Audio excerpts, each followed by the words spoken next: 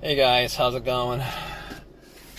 I'm at Planet Fitness now and my car is dead. Man, I did like 2 hours exercise, sweaty, ready to go home, got in my car, ready to turn that on. And guess what? I get nothing. My car's not cranking. Funny thing is, everything's working. The lights are working. Got my radio working. Got my fan and my radiator working. Like, all that stuff is working, but I can't seem to turn my car on. Now, I gotta say, I had some issues with starting problems for the last couple months. Like, I guess like once a month I'd be trying to turn my car on and I'd have to crank it a couple of times just to get my car to turn on. But after like 3 or 4 different tries, it actually always did turn on and cranked over. I mean, I've noticed that, as more time passes, I've actually had to continue to just, you know, um, you know, lately it's taking a lot more tries to get my car to turn on. Today, you know, nothing. I changed the battery like recently, like within like the last month and a half, thinking that that could be the cause of it. And apparently it's not the battery. So anyway, after that happened, I was like, okay, let me see if I left my lights on. I mean, I was only there for like 2 hours. Maybe if I left my lights on, maybe that could be the cause of it. So I went out, checked the lights, and the lights were bright. Normally what happens is if it's like a battery that's weak or whatever, you go out and the lights would be kind of weak or dim. The batteries are not weak or dim. I mean, I looked at it and it was very, very bright. So I was thinking maybe it's not the battery. Maybe it's not the battery. But I was like, I wasn't 100% sure on it. I really wasn't 100% sure on it. So I was like, let me try to get a jump. And luckily, I asked around a couple of people who were parking, and they were nice enough to help me out with a jump. So I put the cables onto the battery, and I tried it immediately. That didn't do anything, but I waited for like a couple minutes, hoping that it would charge up my battery to just crank it up, hoping that was the issue, was a defective battery. But nothing happened after that. I tried turning it on and nothing happened. Just got the same thing. And got that click. Guys, you know that starter click, it just sounds like a click. Sound like a click. So I'm like, it sounded like a click. So I'm like, okay, definitely at that point, it's not a battery issue. My battery is fine, because working off somebody else's battery, my car should turn on if it's a battery issue.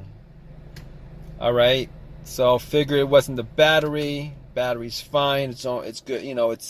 I've had it for like a month and a half. It's brand new. Sometimes they're defective or whatever, but that's not the case here. So I'm like, what else could it be? Let's go to what it could be, the next step, which is that maybe it's the alternator.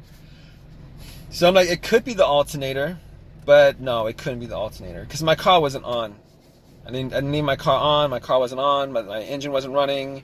My So normally what, the alternator goes out while your engine is running because it's not charging up the battery, and since it's not charging the battery, your car's running on the battery until it just finally dies out. I mean, there's a rare occurrence where my car was running on a dead battery up until the point I parked it, and then turned off, and then it was very weak, and then I spent 2 hours in the gym, came back, tried to turn it on, and the battery's 100% dead. But that's not the case. That's not the case because if it was the alternator, once I put cables onto the battery from another car, the car should crank up. We crank or whatever, I would still hear a crank, and we should crank up. And then once you take the cables off, it would just die out because it's getting all the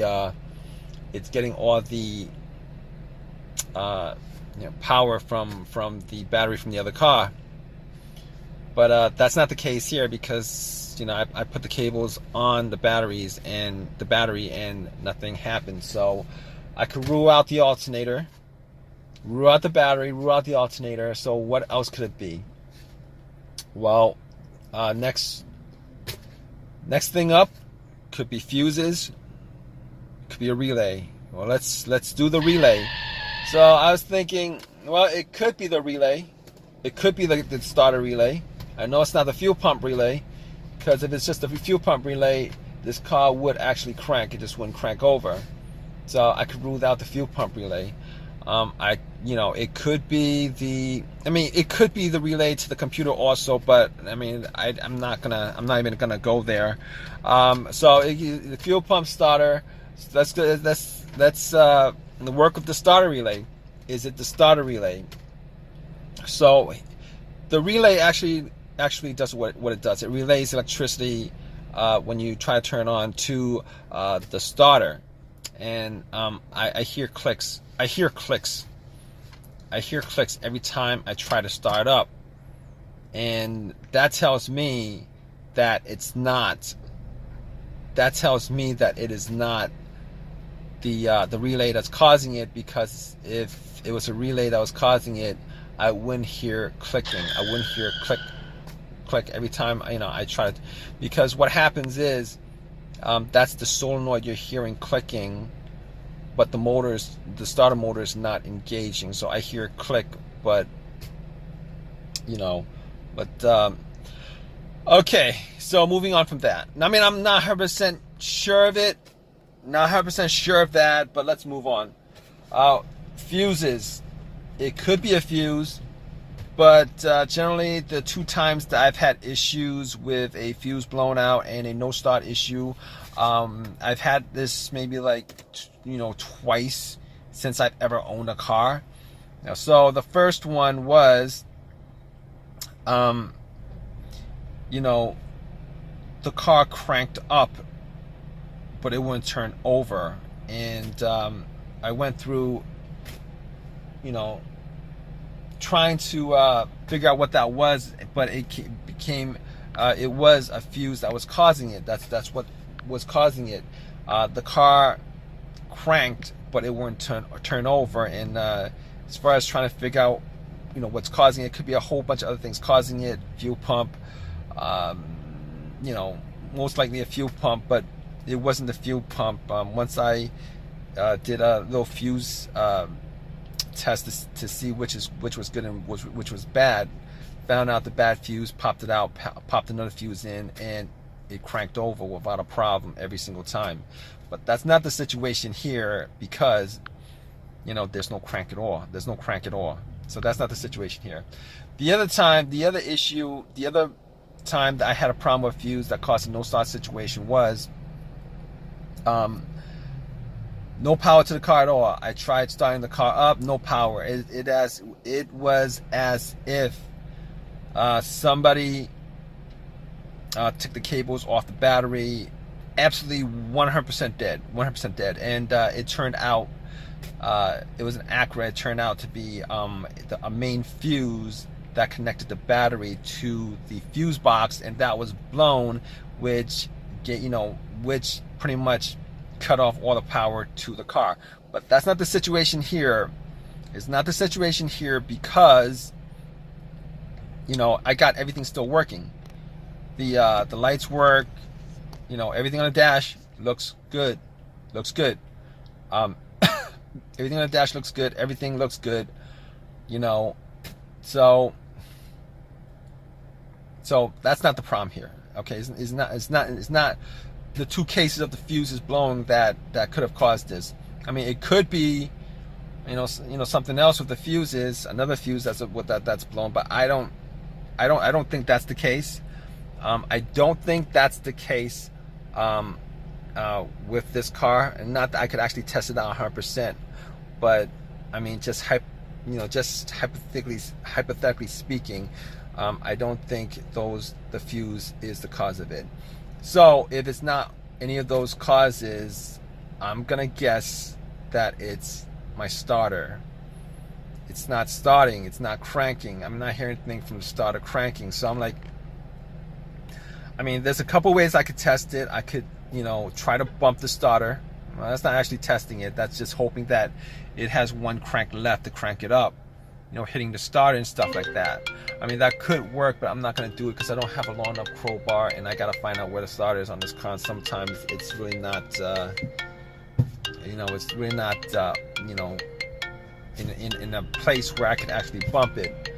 I mean, I could put a wire to it and then try to start it up, see if there's a test. I'm not going to do that right now because I don't have the tools to do it. But at this point, I'm going to assume it's a starter. And the reason why I didn't go there to begin with, I didn't assume it was the starter to begin with, is because I changed the starter out 8 months ago on this car. Changed it out 8 months ago on this car. What are the chances that 8 months later I maybe put in maybe I don't know, 8,000 miles on this car within 8 months? And what are the chances that it is, you know, that's the problem? Because I didn't, you know, you put a new starter, you're hoping you get maybe maybe over 100,000 miles on the starter itself. But the starter I bought was a rebuilt starter. I've had issues with rebuilt stuff before. I bought a rebuilt alternator from AutoZone before, and that thing lasted me like 6 months before my car was having issues. I know somebody who bought a rebuilt alternator, and the guy immediately started having issues once he popped it in because it wasn't charging the battery right. So at this point, I'm thinking it's the starter. I'm waiting for AAA to pick my car up, going through all those steps of trying to figure out what it is.